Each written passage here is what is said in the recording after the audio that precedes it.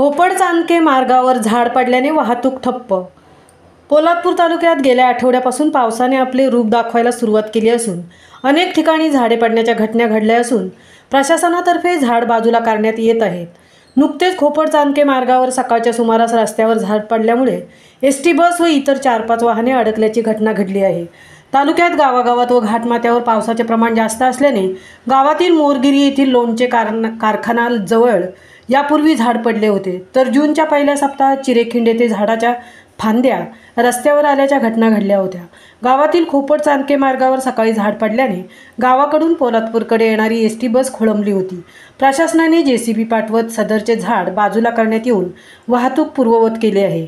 गेल्या 24 तासात पोलादपूर तालुक्यातील 26 मिलीमीटर पावसाची नोंद झाली असून आजपर्यंत 616 मिलीमीटर पावसाची नोंद झाली आहे।